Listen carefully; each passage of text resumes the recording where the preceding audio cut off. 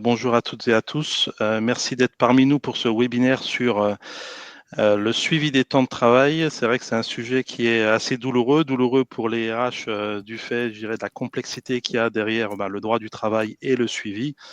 Douloureux aussi pour les employeurs parce que des fois, ça peut malheureusement se concrétiser en sanctions pour l'employeur. Et voilà, on s'est dit qui de mieux que Cécile Derouin pour venir, je dirais, simplifier tout ça. Vulgariser la complexité derrière le droit du travail concernant le suivi du temps de travail. Merci Cécile d'être parmi nous aujourd'hui. Merci de m'avoir convié, Fouad. Bonjour à tous. Je suis ravie d'être avec vous pour vous parler de durée du travail, un de mes sujets favoris. Ça tombe bien. Bon, super. Et la raison de cette croissance, c'est vraiment notre capacité à vous apporter vraiment de la performance, de la productivité sur vos processus RH, notamment à travers des intégrations qui sont très fortes vers les logiciels de paye. Ça peut être Silae, Sage, Yep, Wikira, OpenPay ou autre. Et l'objectif, c'est vraiment de vous faire gagner du temps sur la saisie, sur les processus RH. Et par exemple, c'est vrai que le module phare de Staff & Go, c'est l'embauche, où on divise par 7 la charge de travail sur l'embauche, ce qui va vous permettre effectivement de vous consacrer sur des activités à plus haute valeur ajoutée. Cécile, je te donne la parole pour te présenter également. Bonjour à tous. Moi, je m'appelle Cécile. Alors, je suis avocate. Je fais beaucoup de droit du travail. Vous m'avez peut-être connue, pour certains d'entre vous, sur LinkedIn parce que je fais beaucoup d'infographies en droit du travail, un peu pour vulgariser le droit et le rendre accessible à tout le monde parce que je sais que c'est complexe. Et l'idée, c'est de garder les règles tout en expliquant derrière les impacts concrets et les cas que vous pouvez en voir en entreprise. Donc, j'ai sorti un livre il n'y a pas longtemps que j'ai sur la photo, là, juste là, qui est sponsorisé justement par Staff & Go, que vous pouvez retrouver sur ma boutique si vous le souhaitez, où je reprends toutes ces infographies que j'ai réalisées. Et aujourd'hui, on se parle du coup durée du travail avec toutes les sanctions qui vont avec, parce que personne ne mesure l'importance justement de vérifier les durées du travail des salariés. Et c'est le sujet du jour qu'on verra aujourd'hui avec Fouad. Ok, bon super, merci pour cette présentation Cécile. Alors, on va commencer par la base et notamment les durées maximales de travail pour ne pas se tromper. Alors, il y a plusieurs durées maximales que vous entendrez. C'est la durée maximale quotidienne et la durée maximale hebdomadaire. La durée maximale quotidienne, la bonne réponse, c'était 10 heures. Un salarié, on ne peut pas le faire en principe, travailler plus de 10 heures par jour. Alors attention, il y a plein de cas de dérogation. Donc si chez vous, vous faites du 11 heures ou du 12 heures, c'est peut-être parce que vous avez un accord collectif qui le prévoit. Ça ne veut pas dire que vous n'aviez pas le droit de le faire. Je ne veux pas vous faire paniquer non plus. Donc, en dehors de ces accords-là, effectivement, le principe, ça reste une durée max de 10 heures. Sur une semaine de travail, la durée max, celle-là, est différente puisque c'est une durée max qui sera de 48 heures par semaine. Donc, en principe, vos salariés ne peuvent pas travailler au-delà de 48 heures sur une semaine en particulier, n'importe quelle semaine de l'année.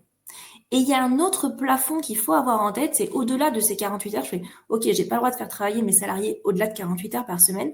Mais en fait, il y a une autre obligation que je dois aussi respecter, c'est une moyenne de 44 heures. Je peux pas dépasser les 44 heures par semaine. Si je prends n'importe quelle période de 12 semaines consécutives, il faut que je fasse la moyenne et il faut que mon salarié il soit en moyenne à moins de 44 heures. Sinon, j'ai un autre problème, ce plafond est atteint et je n'ai pas respecté cette autre durée maximale, du coup, qui est hebdomadaire, mais qui est lissée sur 12 semaines.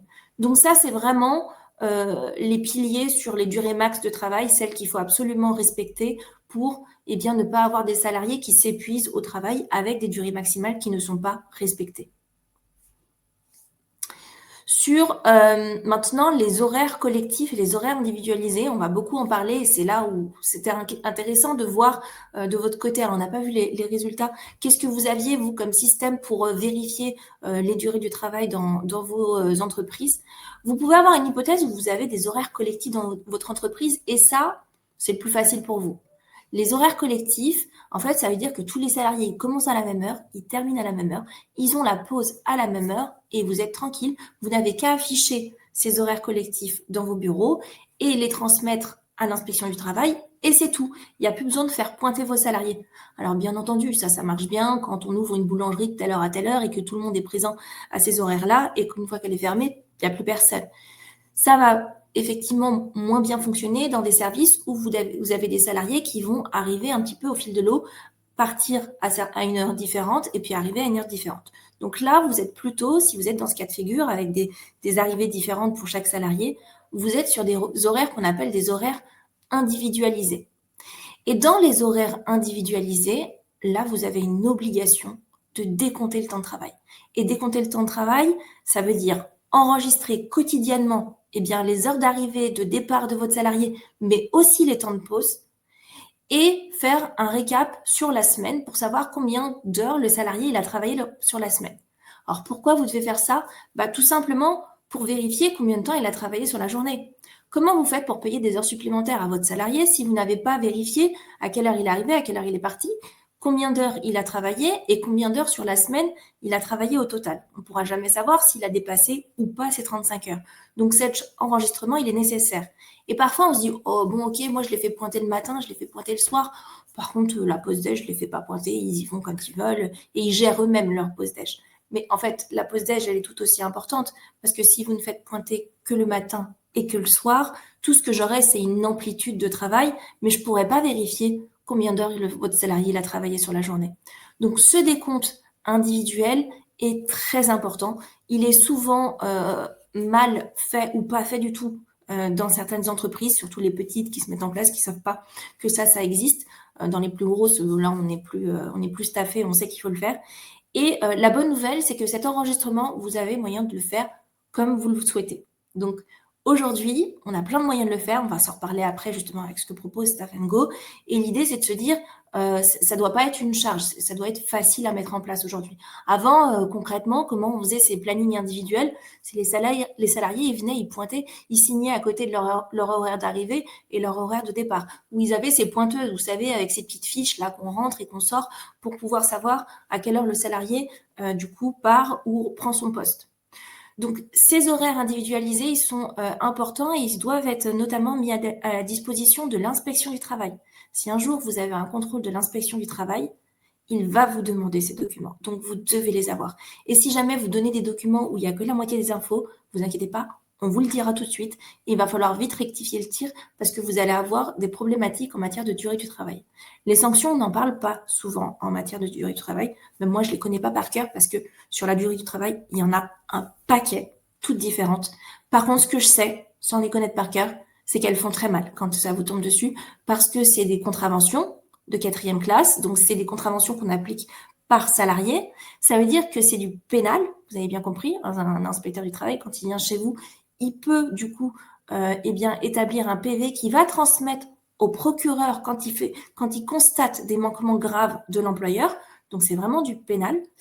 Et il peut y avoir aussi des sanctions qu'on appelle des sanctions administratives, c'est-à-dire que si jamais l'inspection se dit, bon, on ne va pas régler ça au pénal, on va régler ça entre nous avec une voie un peu plus rapide qu'on appelle la voie administrative, il va pouvoir prononcer ce qu'on appelle des amendes administratives ou des avertissements sur certains sujets. Mais quand il y a des choses graves qui sont constatées au sein d'une entreprise, et notamment si les durées max sont dépassées, les 10 heures et les 48 heures, sauf si vous avez des accords collectifs différents et sauf si vous lui avez demandé à l'inspection du travail un accord avant pour pouvoir le faire, là, vous avez des amendes administratives qui grimpent très haut en termes de montant, puisqu'on est sur des amendes qui vont jusqu'à 4 000 € par salarié, donc par décompte non réalisé, par durée max qui sont dépassées, sans compter les demandes qui peuvent être présentées par un salarié. Si moi je suis salarié et que je vois que mes durées maximales ne sont pas respectées et que je travaille trop, et voire on s'en reparlera aussi que mes heures sup ne sont pas payées,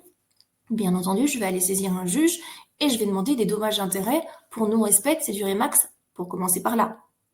Et la particularité du non-respect des durées maximales, c'est que dans certains cas, le juge, il va dire, même s'il n'y a pas de préjudice pour le salarié qui a été constaté, qui a apporté avec des éléments de preuve, en fait, il va y avoir une réparation automatique. Ça veut dire que dans certains cas, le juge va dire « Ah ok, les durées max n'ont pas été respectées, eh bien, moi, je vais donner des dommages-intérêts aux salariés, même s'ils ne prouvent pas un préjudice. » En principe, quand on fait un litige, on doit toujours prouver que la faute a entraîné un préjudice. Là, ce n'est même pas le cas.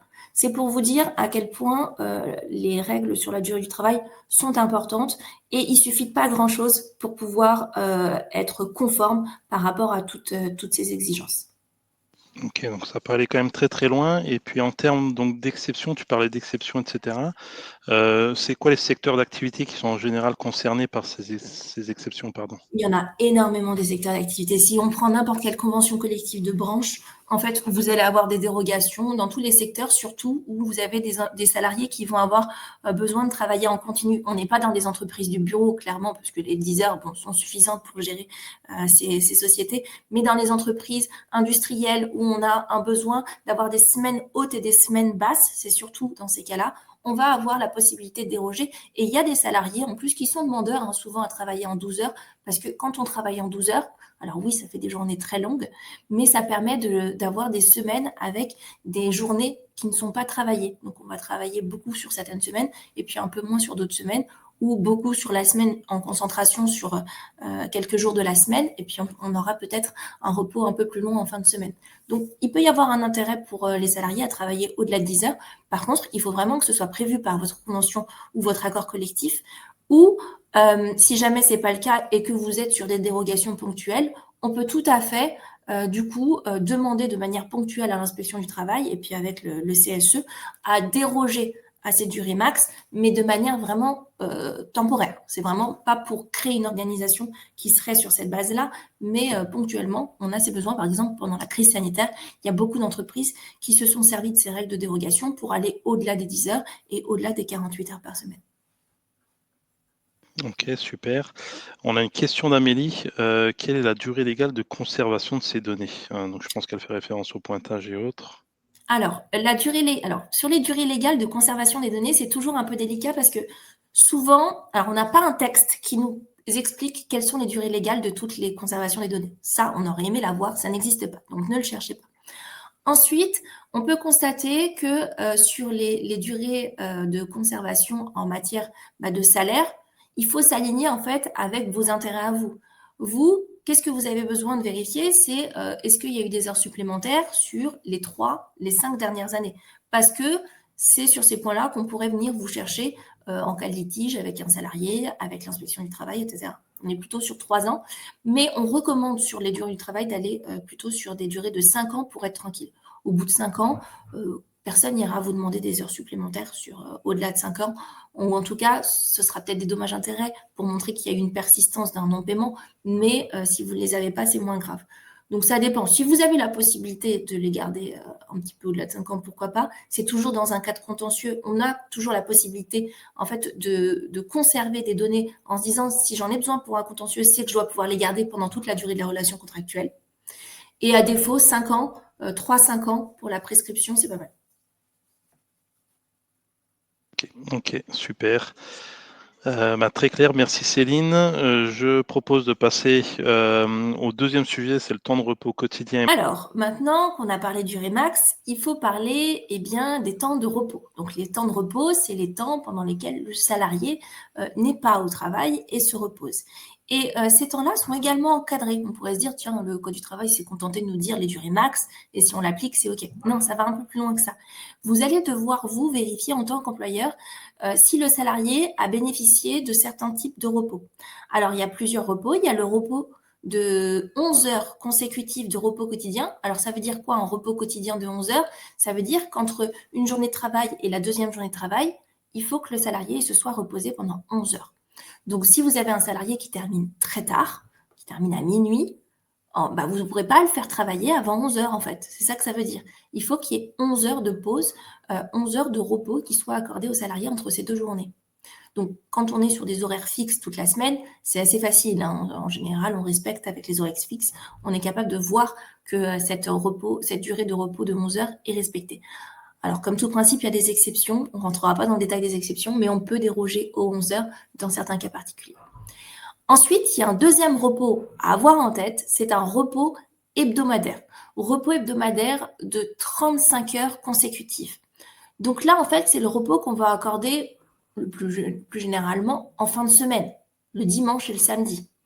Alors, à noter que le Code du travail, contrairement à ce qu'on pourrait croire, il ne prévoit pas que le salarié doit être de repos le samedi et le dimanche ou 2 jours consécutifs.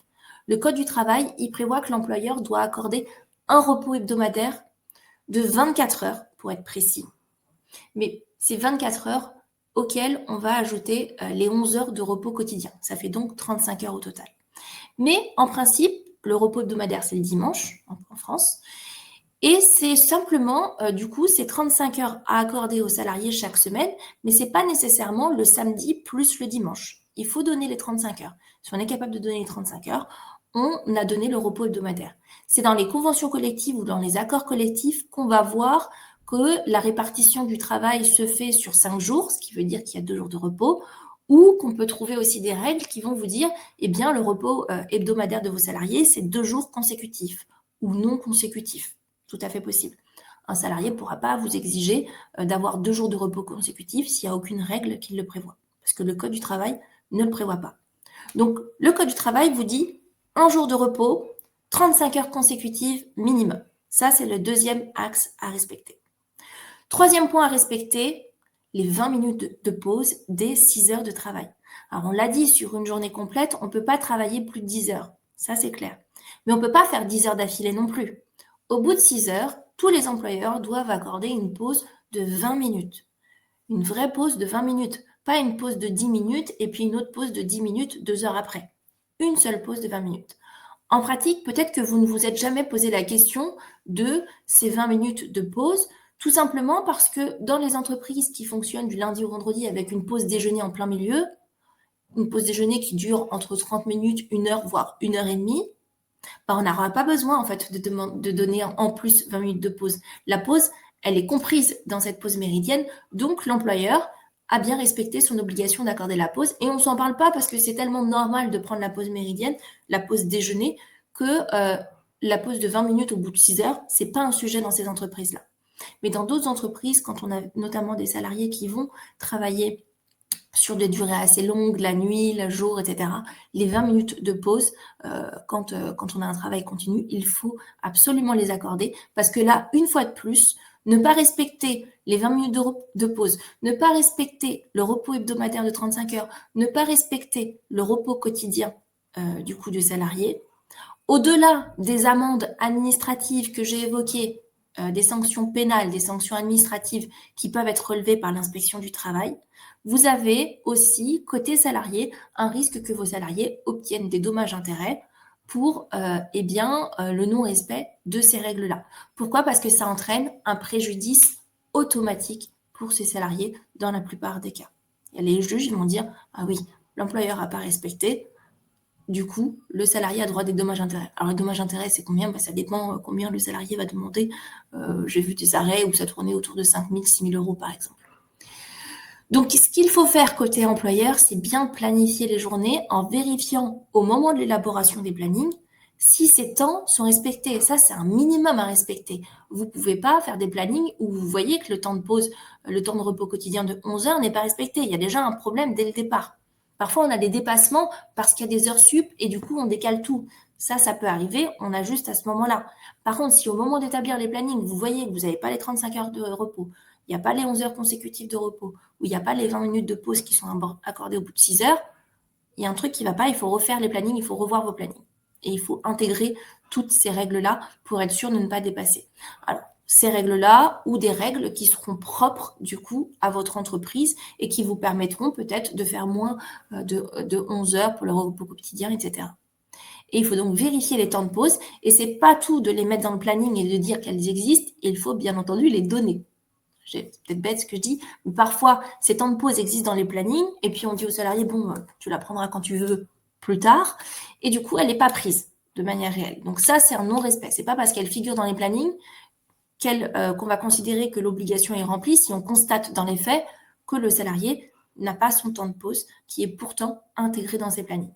Donc attention du coup aux sanctions que vous pouvez avoir côté inspection du travail, aux sanctions que vous pouvez avoir au prud'homme parce que le salarié, si jamais il lui arrive quelque chose, vous comprenez bien que sa santé, vous la mettez un peu en risque si on ne respecte pas les temps de repos. S'il s'enchaîne des journées sans respect des repos de 11 heures, du repos minimal de 11 heures entre 2 journées de travail, et qu'il a un accident, eh bien, dans ces hypothèses-là, le salarié peut aller chercher aussi la responsabilité de l'employeur pour indemniser encore au-delà tous les préjudices qu'il a subis. Si jamais il a un accident, il pourra mettre en cause l'employeur, notamment pour une faute inexcusable ou pour tout simplement une responsabilité civile de l'employeur.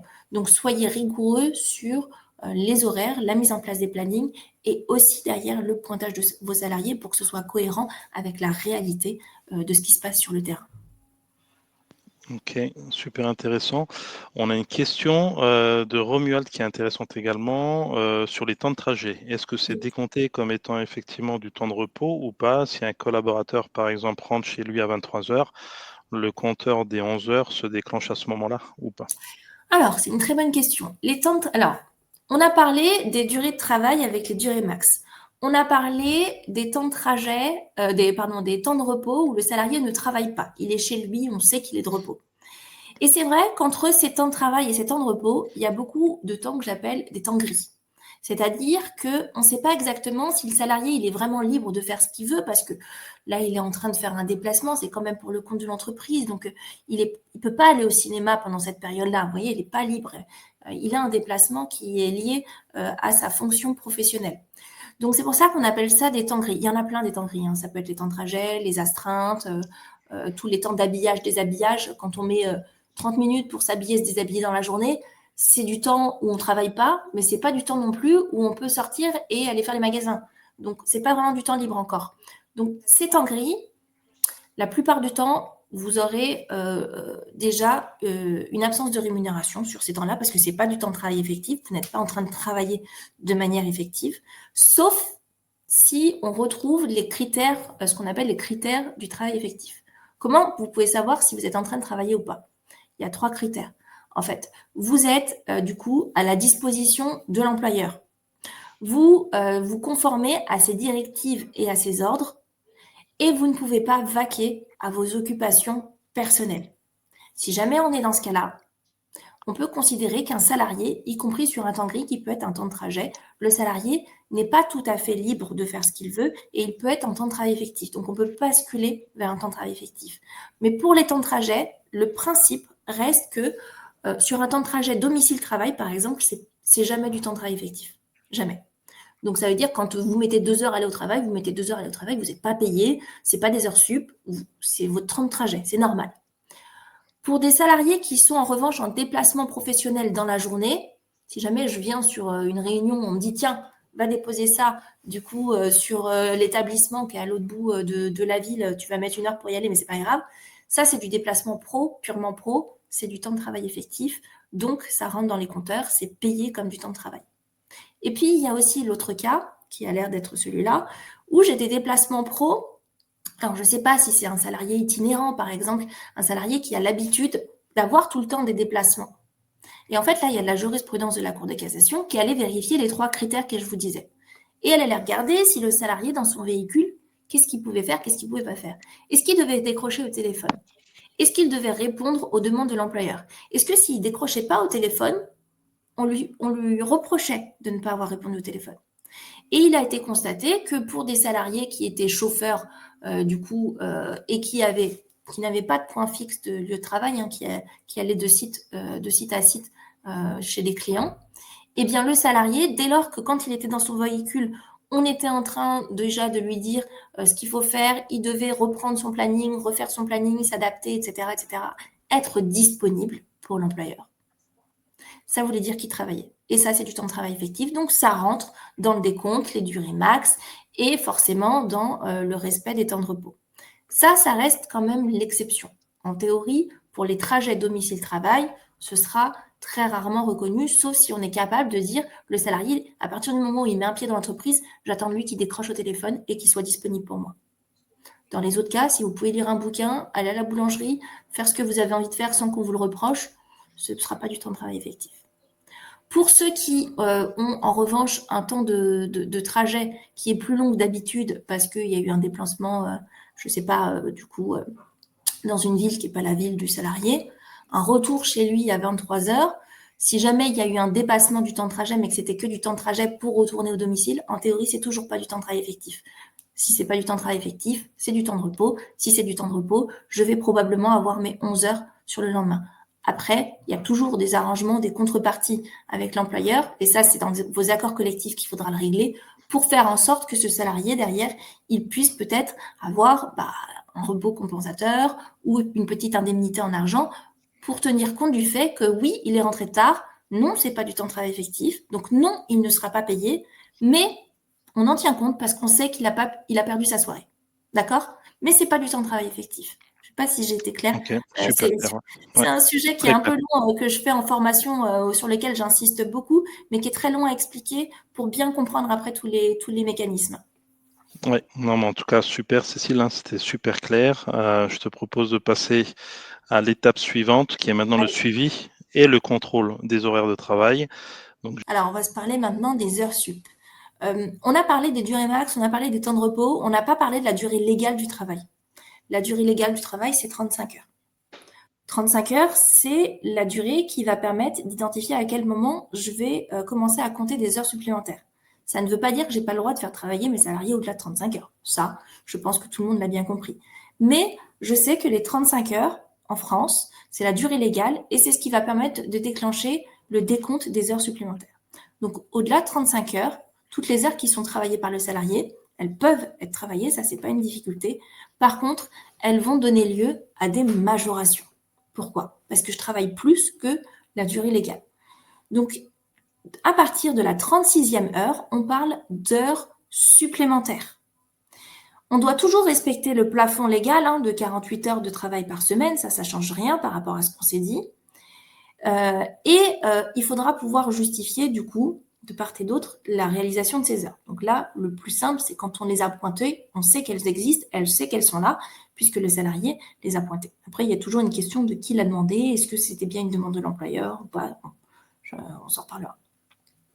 Au niveau des majorations, ce qu'il faut savoir, c'est que les 8 premières heures supplémentaires qui sont réalisées sur une même semaine, on fait un décompte sur la semaine civile, du lundi au dimanche soir, les 8 premières heures supplémentaires font l'objet d'une majoration de 25%. Et les heures supplémentaires suivantes, à partir de la 44e heure, font l'objet d'une majoration de 50%. Donc, ce qu'il faut vous dire, c'est que vous avez peut-être des majorations différentes dans votre entreprise. C'est tout à fait possible. Là, on parle des majorations qui sont prévues par le Code du travail s'il n'y a rien dans vos accords collectifs. Il y a même des conventions collectives qui prévoient des majorations qui sont de 10%. C'est tout à fait possible de faire moins favorable dans un accord d'entreprise. C'est le cas, par exemple, dans HCR. Les majorations sont au taux de 10%. Donc ça, premier point à vérifier, c'est le taux de vos majorations. Une fois que vous avez vos taux de vos majorations, vous savez que vous allez devoir donc payer ces heures supplémentaires en plus. Donc le salarié, oui, on peut le faire travailler au-delà de 35 heures. Attention, on ne pourra pas le faire travailler au-delà de 48 heures. Ça, c'est ma durée max. Donc, je ne vais pas aller jusqu'à cette durée-là. Et je dois payer des majorations. Et ces heures supplémentaires, sur une année complète, je peux en faire beaucoup à mon salarié. Et j'ai ce qu'on appelle quand même un contingent qui va venir encadrer le recours aux heures supplémentaires dans mon entreprise. Qu'est-ce que ça veut dire, contingent annuel? Ça veut dire que sur une année totale, si je fais faire 220 heures à mon salarié sur une année civile, j'ai atteint mon contingent annuel. Alors, ça, c'est le contingent, une fois de plus, celui qui est prévu par le Code du travail. Peut-être que chez vous, il est plus haut, peut-être qu'il est aussi plus bas. C'est possible. Les deux sont valables. Et ce qu'il faut savoir, c'est qu'une fois que j'ai dépassé ce contingent annuel, ça veut dire que mon salarié, il a travaillé beaucoup. Il a fait 220 heures supplémentaires, c'est énorme sur une année. Eh bien, au-delà des 220 heures, en fait, le Code du travail va accorder d'autres contreparties en plus de ces majorations là de 25% et de 50%. Le Code du travail prévoit ce qu'on appelle une contrepartie obligatoire en repos. Donc, une heure supplémentaire qui serait réalisée au-delà du contingent. Si je fais 221 heures supplémentaires, la dernière heure supplémentaire me donnera un repos d'une heure. Alors, une heure dans les entreprises, si l'effectif, du coup, est de 20 salariés. est-ce que ça vient en plus En du plus des paiement majorations. Ouais. de l'heure majorée? Okay. Exactement. Donc, si on récapitule, si je suis à 35 heures, ma durée légale, c'est 35 heures. Du coup, ça peut être moins. C'est pour ça que je dis si c'est 35 heures. Vous pouvez avoir des entreprises où la durée légale, c'est 34 heures. Et du coup, si on fait 35 heures, on est déjà en heure sup. C'est plus rare, mais ça existe. Si jamais ma durée légale, moi, c'est 35 heures et que je fais une heure supplémentaire en plus, j'ai le droit, du coup, d'avoir le paiement d'une heure payée en plus, parce que j'ai travaillé une heure, et 25% de majoration. Facile. Dans certains cas, vous verrez des salariés qui auront un repos compensateur, un repos équivalent. C'est possible. C'est pas obligatoire.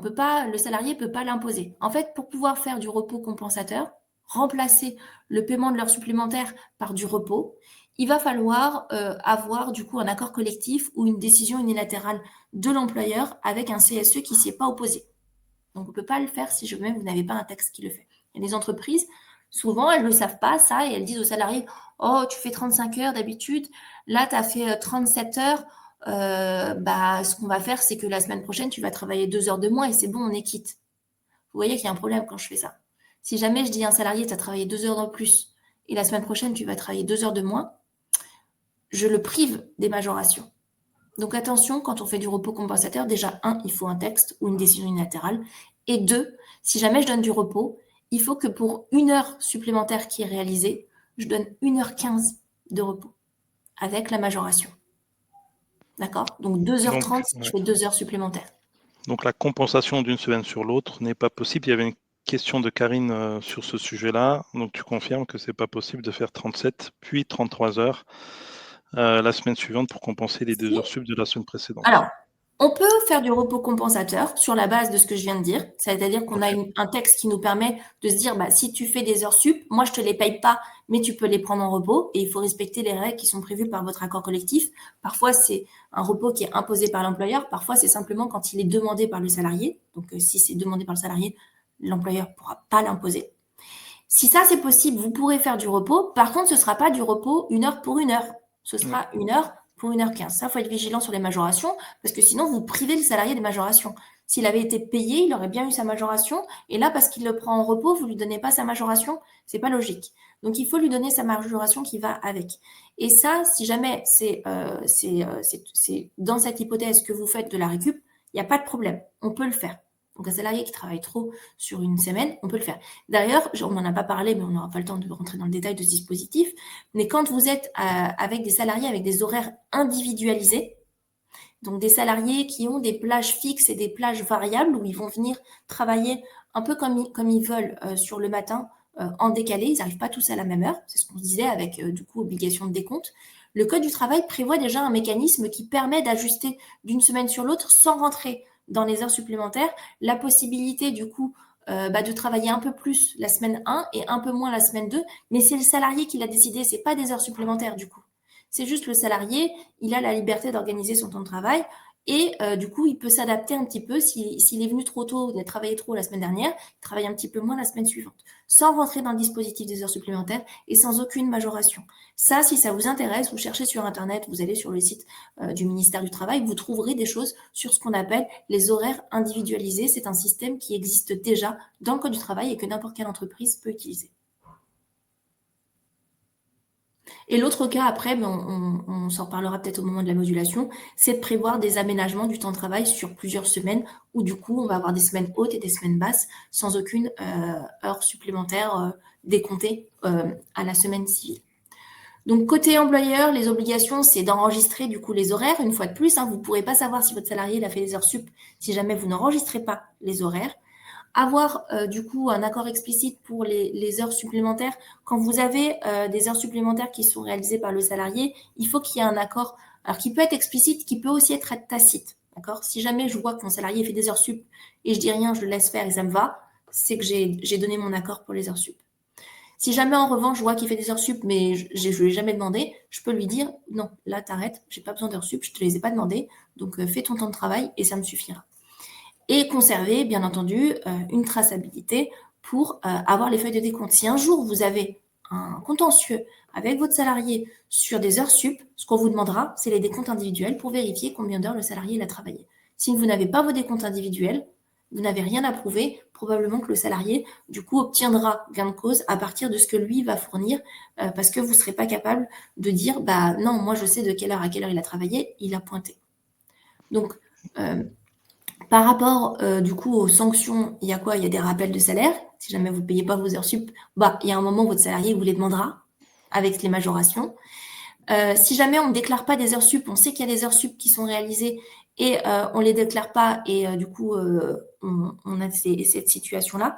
Dans certains cas, On peut même avoir un risque de travail dissimulé quand on ne déclare pas certaines heures supplémentaires côté URSSAF. Ça peut être un risque URSSAF. Et comme je le disais, si vous n'avez pas mis en place d'outils pour suivre le temps de travail de vos salariés, en cas de litige, vous n'aurez rien à prouver et le juge s'appuiera uniquement sur ce qui a été donné par le salarié. Donc, c'est pas trop dans votre intérêt. Donc ça veut dire que c'est vrai qu'on parle souvent du fait que, par exemple, les heures supplémentaires doivent être faites à l'initiative de l'employeur. Donc l'employeur ne peut pas juste dire moi, je n'ai pas donné l'instruction, sans suivre justement son devoir de preuve sur le suivi du temps et se dédouaner, je dirais, de ses responsabilités à ce niveau-là. C'est ce que tu es en train de dire. Ce ne sera pas au salarié de prouver effectivement, ce sera à l'employeur de prouver quelle était la durée du travail du salarié et pourquoi des heures supplémentaires n'étaient pas réalisées par ce salarié. Okay. Parce que le salarié viendra avec son petit carnet où il aura noté des horaires, par exemple. Exactement. Donc d'où l'intérêt d'être hyper rigoureux aussi au niveau de l'employeur pour le suivi du temps des collaborateurs. Ok, super. Bon, écoute, c'était très très clair. Alors justement sur la partie justement suivi des temps, je voulais faire une petite aparté, je dirais, sur la manière dont vous pouvez suivre les temps. Et en fait, Cécile, ce qui se passe, c'est qu'on s'est souvent rendu compte que le suivi du temps était alors soit très léger, soit pas du tout fait dans beaucoup d'entreprises. Et il y a un an, avant que Staff & Go lance son module de gestion des temps, la question qui se posait, c'est pourquoi les entreprises, quand on voit la complexité du suivi, quand on voit aussi la lourdeur des sanctions qu'on peut avoir, pourquoi les entreprises n'ont pas de système de suivi des temps. Et en fait, on s'est rendu compte que quand on souhaite passer sur un système de suivi des temps, sur une badgeuse ou autre, on se rend compte que en fait, la mise en place, elle est hyper longue. On est en train de parler de plusieurs mois d'implémentation avec des réunions qui sont longues, etc. Et c'est hyper stressant pour les ressources humaines. En tout cas, c'est les remontées qu'on avait du terrain. Une fois que le logiciel est en place, on s'est rendu compte aussi que le suivi et la correction des erreurs reste chronophage. Tous les mois, il va falloir suivre tout ça depuis le logiciel qui n'est pas forcément hyper intuitif. Et ensuite, il faut encore intégrer les données en paye. Et là aussi, les logiciels étaient assez légers sur la manière d'intégrer les heures supplémentaires ou les récup en paye. Et pareil, c'était encore un petit peu des heures passées sur des fichiers qu'il fallait charger, des calculs qu'il fallait refaire. Et on s'est rendu compte que le process est très lourd, très coûteux pour l'entreprise. Et c'est là que quand on a décidé, nous, Staff & Go, de mettre en place un outil de gestion des temps, c'est toujours dans cette optique de rendre accessible le SIRH. C'est vraiment dans notre ADN. Il faut que ce soit simple à mettre en place, il faut que ce soit efficace très rapidement et qu'il y ait un retour sur investissement quasi immédiat. Et c'est là qu'au niveau de Staff & Go, dans la solution qu'on propose, c'est vraiment une mise en place qui va être beaucoup plus rapide. On va 4 fois plus vite que les solutions qui existent sur le marché, parce qu'on va récupérer énormément d'informations directement depuis le logiciel de paye à travers ce qu'on appelle une API. C'est un connecteur qui permet de récupérer ces informations. Et ensuite, dans le suivi régulier, je dirais, des heures supplémentaires et de l'activité des salariés, là, pareil, on s'est rendu compte que les solutions étaient quand même très lourdes à mettre en place, difficilement aussi utilisables et accessibles techniquement, je dirais, par les salariés ou par les managers. Et ça rendait effectivement très compliqué le suivi du temps de travail, même à travers des outils digitaux. Et c'est là que, Cécile, on a vraiment développé ce module d'embauche vraiment avec ces préconisations qu'on a reçues de nos clients, c'est-à-dire que ça doit être simple à implémenter et facile à utiliser. Donc en quelques mots, je vais partager l'autre écran pour vous montrer comment ça fonctionne en quelques mots et ensuite on reprend sur les autres sujets, c'est-à-dire l'annualisation et tout ce qui va être également je partage mon écran, pardon. Sur l'annualisation principalement. Et au niveau de Staff & Go, l'idée, c'est vraiment d'avoir quelque chose qui est facile à utiliser, qui est simple. Donc là, on voit tous les salariés, on voit les semaines qui sont concernées et on va pouvoir effectivement cliquer sur tel ou tel salarié pour voir les horaires s'afficher ici sur la droite. On peut aller plus loin si on veut un niveau de granularité plus élevé au niveau de la gestion des temps. Donc, on va pouvoir voir les salariés qui sont en forfait jour. Là, on voit que c'est des nombres de jours et pas des heures. On voit tout de suite également les écarts qu'on peut avoir par rapport au théorique. Et l'idée pour les ressources humaines ou les managers, c'est de se dire, Je ne change pas de page systématiquement, d'aller d'une page à une autre. Quand je clique, je vois ici toutes les informations concernant la saisie des temps qui ont été faites par le salarié jour par jour et sur chacun des shifts. On voit également chacune des semaines et on va pouvoir voir le nombre d'heures sup ou d'heures excédentaires qui sont faites sur chacune des semaines. Et ensuite, on va pouvoir soit créer des règles pour envoyer ces données automatiquement dans le logiciel de paye, comme SILAE par exemple, où les heures sup vont remonter automatiquement, ou à l'heure de la récup en fonction des règles qu'on a appliquées, où les heures sup sont vraiment très rares au niveau de la société. Et là, on va faire du cas par cas et on va pouvoir effectivement choisir nous-mêmes la variable qu'on souhaite impacter et l'envoyer dans le logiciel de paye. Donc, le but de Staffingo, c'est d'avoir tout ce suivi dans une seule et même plateforme, de pouvoir ensuite communiquer les données très simplement au niveau du logiciel de paye et faire en sorte que les RH ne perdent pas énormément de temps sur cette activité-là, qu'elles aient la main sur l'outil, qu'elles puissent modifier les données, mais qu'elles ne perdent pas du temps à venir retraiter les données, je dirais, d'un fichier Excel à un autre ou à un autre logiciel.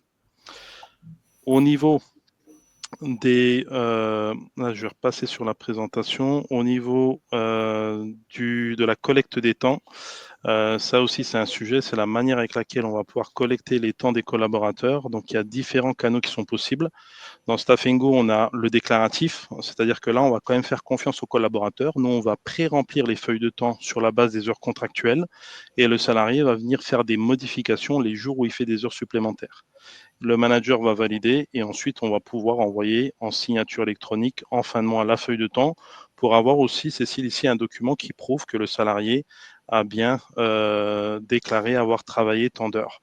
Ouais, c'est bien de rappeler qu'on a le choix quand on est employeur de faire soit du déclaratif, soit les autres points que tu vas évoquer. Ça, il y a quand même une liberté de choisir ce qui nous met le plus à l'aise tant que c'est fait. Exactement. Donc là, on va vraiment essayer de s'adapter aux besoins de chaque client. Sur le déclaratif, on pourrait même couper les accès aux salariés dans un premier temps, laisser le manager saisir les données et ensuite l'envoyer en signature électronique. Comme ça, le salarié pourra effectivement aussi, sans effort de sa part, signer électroniquement les heures qui ont été déclarées par le manager pour son nom. Le deuxième type de collecte des temps, c'est la pointeuse physique. Donc là, on a notamment notre badgeuse QR code. C'est un tout petit boîtier qui nécessite pas ce qu'on l'alimente avec un câble électrique, donc très facile à installer, pas besoin de RJ45 non plus. Le salarié arrive, flash avec son smartphone le QR code qui tourne toutes les minutes, parce qu'on sait qu'il y a des petits malins qui vont prendre une photo du QR code si on imprime un QR code et qui vont le flasher alors qu'ils sont encore sur la route. Là, il ne peut pas. Le QR code change toutes les minutes. Donc, c'est un système de pointage facile à implémenter. Pas besoin de badge non plus, parce que quand on perd les badges, il faut les réimprimer et les redonner aux salariés. Et donc, ça aussi, c'est une gestion qui est chronophage pour les RH. Et donc là, on a vraiment une solution qui est très simple, peu coûteuse, facile à implémenter. On propose chez Staffingo les badges à badge également pour certains secteurs d'activité, notamment l'industrie. On n'a pas le droit de prendre les smartphones dans l'usine. Donc, on a quand même cette option avec la badgeuse à badge. Et le dernier type de collecte des temps, où là, on se base aussi encore une fois sur la confiance vis-à-vis du salarié, ça va être la pointeuse virtuelle, c'est-à-dire que depuis son smartphone, le salarié va pouvoir venir et badger directement depuis son smartphone. Dès qu'il arrive au bureau, en général, c'est vrai qu'on va être sur cette troisième catégorie, plutôt sur du tertiaire. Sur la pointeuse physique, en tout cas badge, ça va être plutôt l'industrie. Et ensuite, le déclaratif, c'est vrai que ça peut concerner toutes les structures. Donc voilà un peu le type de collecte qui vous fait remonter les données dans Staffingo et vous pourrez prouver effectivement par la suite les temps effectués par les collaborateurs. Sujet suivant, l'annualisation. Du coup, on se parle annualisation. Alors peut-être avant de parler d'annualisation, parce que je vois qu'il y a eu des questions qui ne sont pas directement sur l'annualisation, mais sur d'autres mécanismes d'aménagement du temps de travail. Ce qu'il faut rappeler, c'est quoi? C'est qu'on a vu qu'un salarié, il est censé faire 35 heures par semaine. Ça, c'est un temps complet. C'est ce qui équivaut à un temps complet. Et que les heures supplémentaires, en principe, si je n'ai pas de mécanisme différent, mes heures supplémentaires sont décomptées à la fin de chaque semaine. Donc, si je fais 39 heures, je fais des heures supplémentaires sur la semaine. Donc, je dois être payée en plus et avec les majorations. Dans la pratique, les entreprises, parfois, elles ont besoin d'un peu de souplesse. C'est-à-dire que calculer les heures supplémentaires à la fin de chaque semaine, c'est trop compliqué. Et il y a une variation d'activité qui fait qu'on a besoin que parfois les salariés soient mobilisés sur des semaines de 40 heures. Et puis d'autres semaines, ils soient peut-être mobilisés sur des semaines de 30 heures, voire 20 heures parce qu'il n'y a pas trop de travail. Dans ces entreprises, c'est là qu'on va avoir un intérêt à chercher des mécanismes qu'on appelle des mécanismes d'aménagement du temps de travail.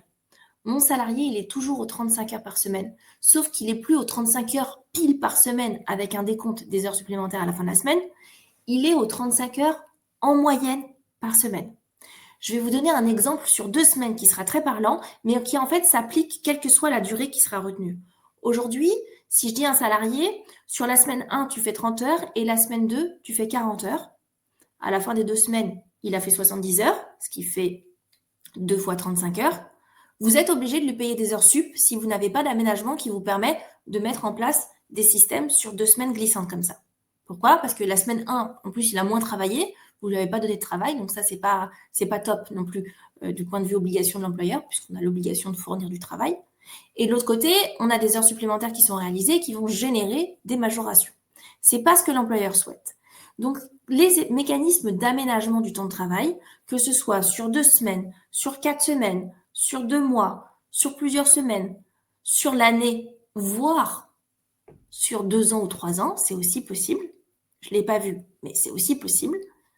Ça permet quoi? Ça permet de se dire, je vais faire varier la durée du travail de mon salarié. Il sera toujours aux 35 heures, il est toujours payé à temps complet. Mais pour éviter de lui payer des heures supplémentaires, je vais faire en sorte qu'il ait des semaines hautes et des semaines basses pour qu'à la fin de l'année, si je calcule le nombre d'heures qu'il a réalisé, je suis toujours en moyenne à 35 heures. Donc l'annualisation, c'est ça, c'est ce mécanisme, sauf qu'on le fait sur une année complète. À la fin d'une année, quand on a un mécanisme d'annualisation, on fait travailler un salarié en moyenne 35 heures par semaine. Mais quand on fait le total sur l'année, on sait que pour qu'il ait travaillé 35 heures par semaine, il faut qu'il ait atteint les 1607 heures. Mais l'avantage de l'annualisation, c'est que ces 1607 heures, je vais pouvoir les répartir un peu comme je veux dans l'année, sans jamais déclencher d'heures supplémentaires sur certaines semaines. Alors, sans jamais déclencher, peut-être que vous avez des accords qui déclenchent quand même des heures supplémentaires à partir de 39 heures ou ce genre de choses. C'est une chose. Mais en tout cas, en principe, on peut donc faire varier cette durée du travail. Dès lors que le salarié a travaillé 1607 heures, je ne lui paierai aucune heure supplémentaire à la fin de l'année.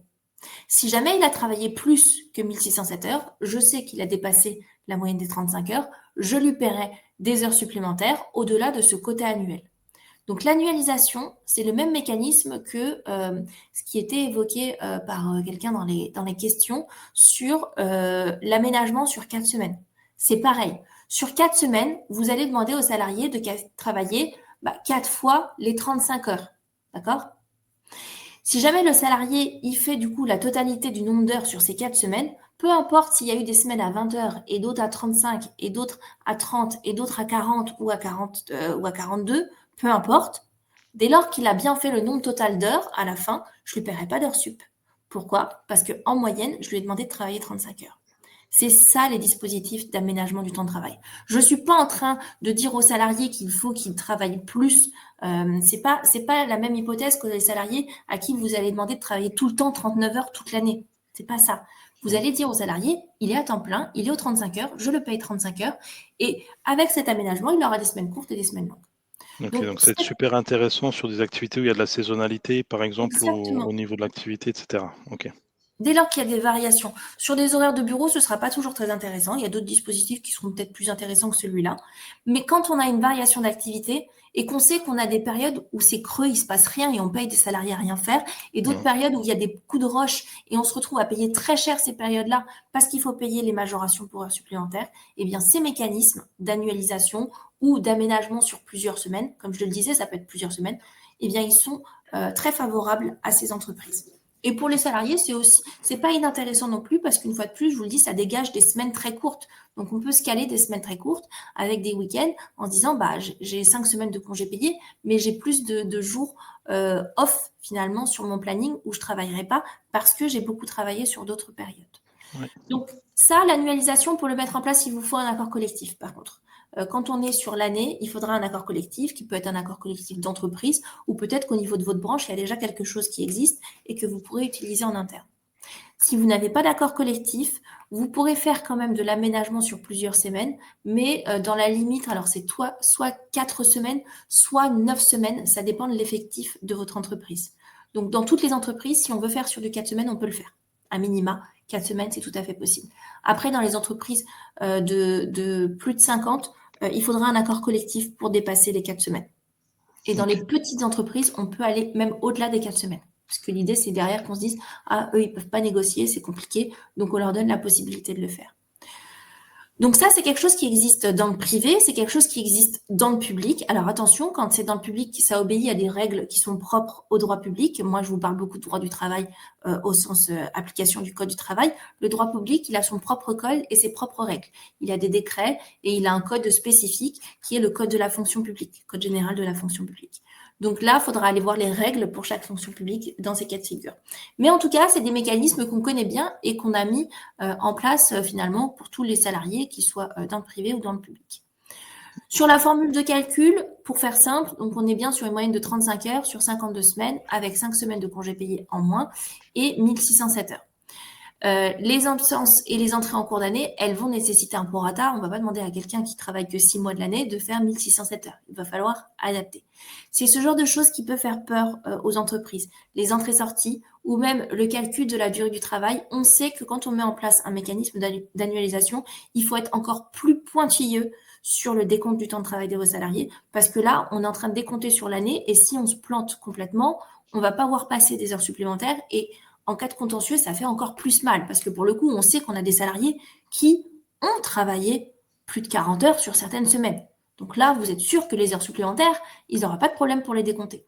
Donc sur ces mécanismes-là, il faut être hyper vigilant. Et là, pour le coup, ce genre d'outil proposé par Staff & Go vous permettra d'être sûr de calibrer les plannings du salarié. Parce que si jamais vous ne respectez pas les obligations qui sont prévues par votre accord collectif, votre risque, c'est quoi? C'est qu'un salarié, il réclame le retour aux 35 heures en fait, avec un décompte des heures supplémentaires à la semaine. C'est ça qu'on demande en cas de contentieux quand on est salarié. On se dit, oh là là, ils ont fait n'importe quoi sur l'annualisation.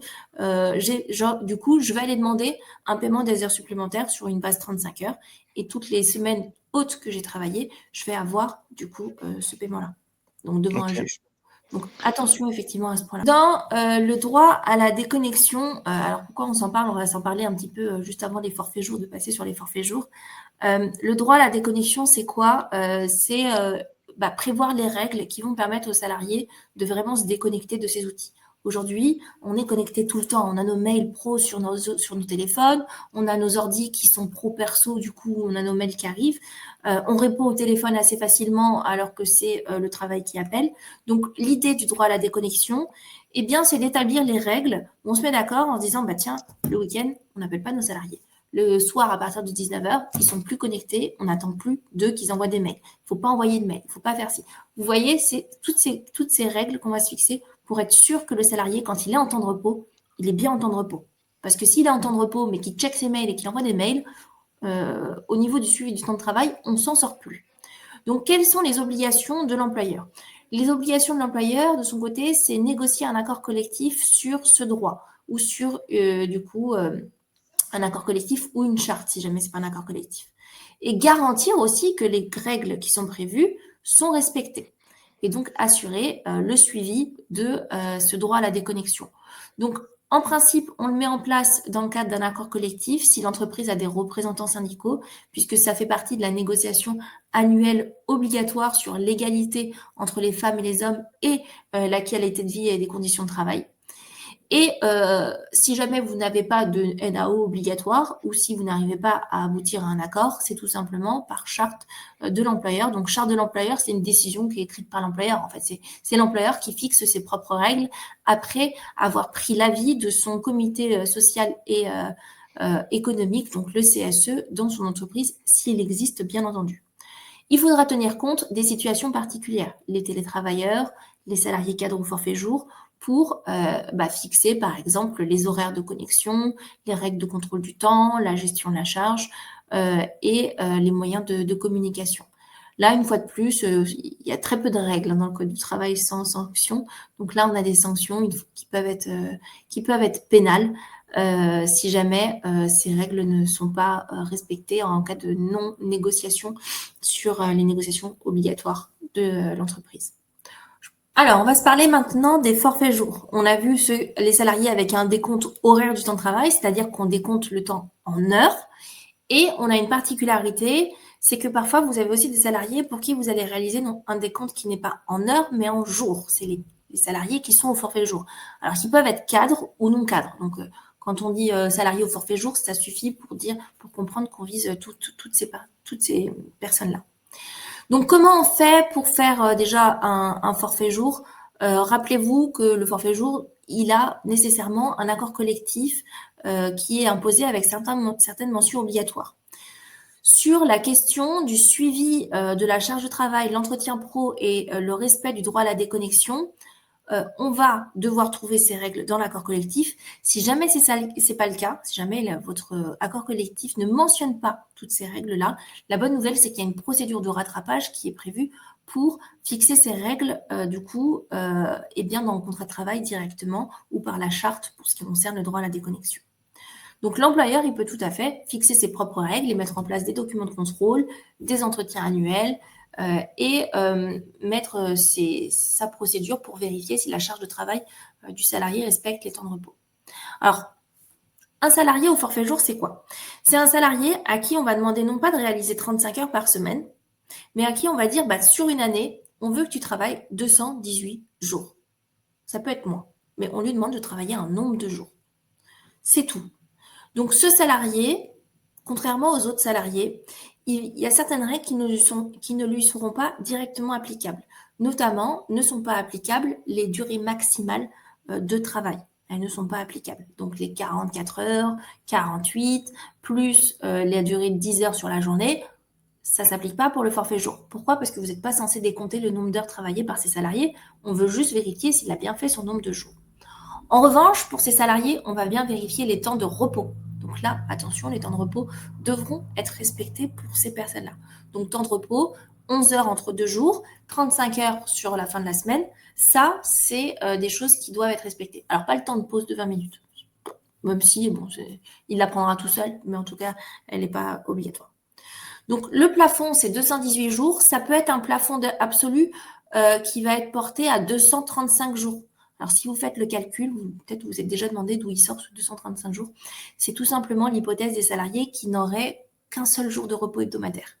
Si vous faites le calcul, vous verrez qu'un salarié qui travaille habituellement 6 jours par semaine, ce qui est tout à fait autorisé par le Code du travail, car je le rappelle, le Code ne prévoit qu'un seul jour de repos hebdomadaire par semaine, ça ferait un plafond absolu de 235 jours par an.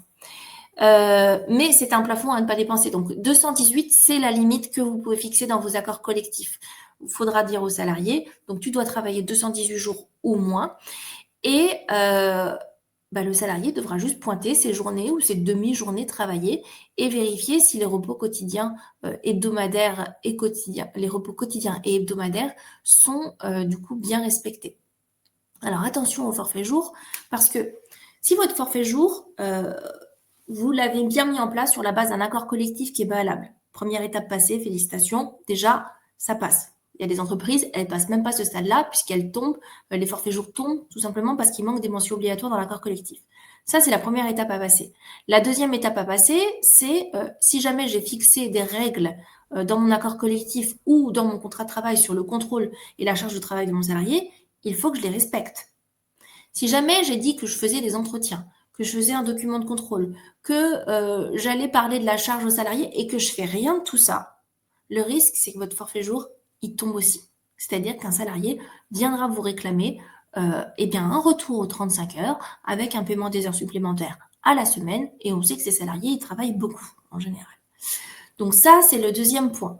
Et il y a plein d'autres hypothèses, en fait, en cas de forfait jour qui permettent de remettre en cause le forfait jour.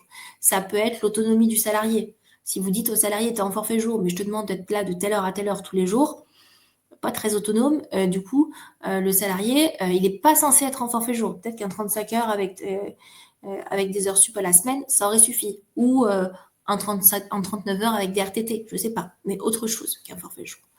Donc attention à la charge de travail du salarié parce que oui, le salarié, il n'est pas tenu aux durées max qu'on a vues tout à l'heure sur la semaine ou la journée. Par contre, il est tenu d'avoir une charge raisonnable de travail. Et si jamais la charge de travail n'est pas raisonnable, le forfait jour pourra être mis en cause par un juge et entraîner le paiement des heures supplémentaires sur une semaine. Donc, il y a des employeurs, ils se disent « Youpi, forfait jour, on ne paye pas d'heures sup, c'est super ». Et on y va et on ne fait pas attention aux règles qui encadrent le forfait jour, c'est une erreur. Si jamais vous n'êtes pas capable de vérifier certains points sur votre forfait jour, en fait, restez avec des salariés en heure, faites-les badger, payez-leur leur heure supplémentaire, vous prendrez moins de risques. Parce que si jamais on a un forfait jour qui réclame 3 ans d'arriéré d'heures supplémentaires avec les majorations, ça risque de faire mal. Donc, attention à tous ces points. Je vous ai dit, il y a plein de points sur lesquels on pourrait faire tomber un forfait jour et revenir en 35 heures. Pour les forfaits jours, comment faire pour le décompte alors, c'est repos forfait jour, j'imagine, lorsque le salarié n'a pas pris 5 semaines de CP. Dans le Code du travail, vous verrez qu'il y a cette règle sur l'obligation du coup de ne pas faire travailler un salarié plus de 218 jours. Ça, on a bien vu.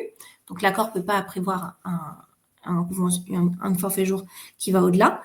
Il ne parle pas de jours de repos forfait jour, de RTT, certains les appellent RTT. Ça n'existe pas dans le Code du travail. Le salarié, vous lui demandez de travailler 218 jours par an sur la base d'un droit à congé payé complet. 218 jours, c'est bien sur la base d'un droit à congé payé complet. Donc, on va juste calculer le nombre de jours travaillés et on n'a pas à octroyer en principe des jours de repos aux salariés au forfait jour, contrairement à ce qu'on pourrait penser. Les jours de repos des salariés en forfait jour, ils servent à quoi? Ils servent à vérifier si votre salarié, à la fin de l'année, sur une année complète, eh bien, il a travaillé que 218 jours. En fait, c'est juste une variable d'ajustement. Je sais que si je veux faire travailler mon salarié 218 jours, eh bien, il va falloir que je lui donne 8, 9 jours de repos, ça dépend des années, parce que si jamais il se pointe toutes les semaines, du lundi au vendredi, hors semaine de CP et hors jour férié, il va pas travailler 218 jours, il va travailler 225 jours. Et moi, je veux pas qu'il travaille 225 jours. Parce que le nombre de jours qui peuvent être travaillés sur l'année, c'est pas 218, c'est bien plus, si je regarde un calendrier. Donc, pour éviter qu'il travaille ce nombre de jours, je vais lui donner des jours de repos et je vais lui dire, tiens, je sais que si cette année, tu poses 8 jours de repos sur ton année, je sais qu'à la fin de l'année, tu auras fait 218. Donc, les jours de repos, il n'y a pas de méthode d'acquisition des jours de repos. Les jours de repos, c'est une variable. C'est une variable d'ajustement, juste pour s'assurer, pour éviter d'avoir à pointer 218 jours. Du coup, un salarié qui est présent, qui arrive en cours d'année et qui n'a pas ses 5 semaines de congés payés, il est là 6 mois, du coup, forcément, il ne va pas prendre de congés payés sur ces 6 premiers mois de cette première année incomplète. Ce salarié, il n'a pas un droit à congé payé complet, donc c'est normal qu'au prorata, il travaille un peu plus que la moitié des 218 jours. Tout comme ça ne choque personne qu'un salarié qui arrive la première année et qui est aux 35 heures, sans congé payé au moment où il arrive, pendant toute la première année, il va regarder ses collègues partir 5 semaines en congé payé. Lui, il va travailler 5 semaines, 35 heures. Sans majoration particulière, il va juste travailler plus. Il va faire 5 semaines de plus et l'année prochaine, il pourra partir en congé payé parce qu'il aura suffisamment de congés payés acquis pour partir. C'est la même chose pour les forfaits jours. Les 218, c'est sur la base d'un droit à congé payé complet. Si jamais le salarié n'a pas ses congés payés complets, eh bien, le prorata qu'on va lui appliquer sur sa période du coup en cours d'année, ça va tenir compte du fait qu'il doit travailler plus pour tenir compte des jours de congé qu'il n'a pas encore. Et ça, c'est OK. C'est souvent prévu, enfin pas tout le temps, puisqu'on me pose la question encore, mais c'est souvent prévu par les accords collectifs, tout simplement. Parfois, vous avez la règle qui permet de déterminer pour le salarié qui n'a pas un droit à congé payé complet, on va calculer pour l'entrée en cours d'année, on va calculer de la manière suivante.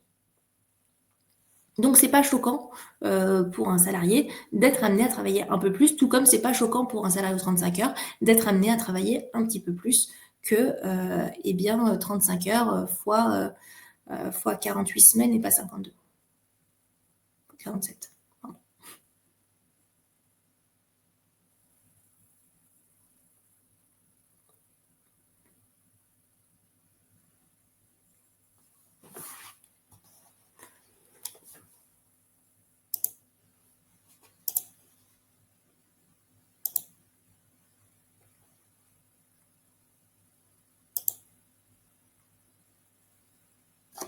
Désolé, mon micro était Ah oui, coupé.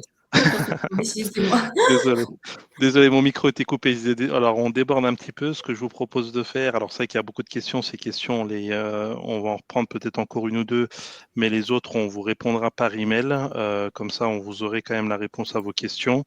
En tout cas, merci beaucoup pour le temps que vous nous avez consacré. Donc, n'hésitez pas également à répondre au petit formulaire qui nous permet de voir si effectivement ce type de format vous convient ou pas. On avait une question de Julie, dans la même lignée que Bérénice, si nous demandons des horaires à respecter juste pour les jours de présentiel pour faciliter les échanges. Donc, alors, je reprends la question de Bérénice, pardon, j'ai loupé. Pouvons-nous instaurer dans l'entreprise des horaires ou des plages de présence obligatoires? Tu en as un petit peu parlé tout à l'heure, Cécile, pour les Pour cadres en les forfait forfaits jour. jours, Oui, pour les forfaits jours, oui. c'est toute la difficulté et bien entendu, un cadre au forfait jour, c'est pas parce qu'il est cadre au forfait jour et qu'il est autonome qu'il ne doit pas être présent à certaines réunions importantes. Donc, on peut lui imposer de la présence à certaines réunions, à certains points. Par contre, imposer des horaires réguliers à un salarié, là, il y a pas mal de jurisprudence sur ce sujet qui allait requalifier du coup cette situation avec, qui allait considérer qu'il n'y avait pas de critères d'autonomie pour un salarié à qui on demandait de faire l'ouverture, la fermeture des magasins, par exemple. Si je te demande de venir faire l'ouverture, la fermeture, tu es obligé d'être là, présent de telle heure à telle heure. C'est pas toi qui choisis tes horaires. Si le salarié n'est pas capable de choisir ses horaires, c'est qu'il n'est pas si autonome. Si après on lui dit que quand il vient, il peut être là que de telle heure à telle heure, c'est autre chose. C'est les règles du coup d'accessibilité du site. Mais des plages de présence obligatoires dans l'entreprise, en théorie, hormis réunions du coup importantes, ce genre de sujet, c'est un peu plus délicat. Alors après, si c'est une journée pour être avec tous les salariés, etc., ça c'est pourquoi pas. Mais les juges auront peut-être une autre interprétation. C'est là, oui, c'est ce que je veux dire en fait. C'est une interprétation du juge qui va permettre de déterminer si la présence obligatoire, elle va pas trop loin par rapport la nécessité d'avoir un salarié autonome. Donc Ok. parfois ça passera parce qu'on a besoin d'avoir le salarié en poste sur certains aspects. Parfois ça passera pas parce qu'on dira ça va trop loin par rapport à son autonomie. Du coup, il est plus si autonome, donc ça ne va pas. Ok. Bon, bah, très clair. En tout cas, c'était un plaisir d'être avec vous aujourd'hui. Et merci beaucoup, Cécile. Merci à tous. On vous souhaite à tous une bonne journée. Au revoir. Très belle journée, au revoir.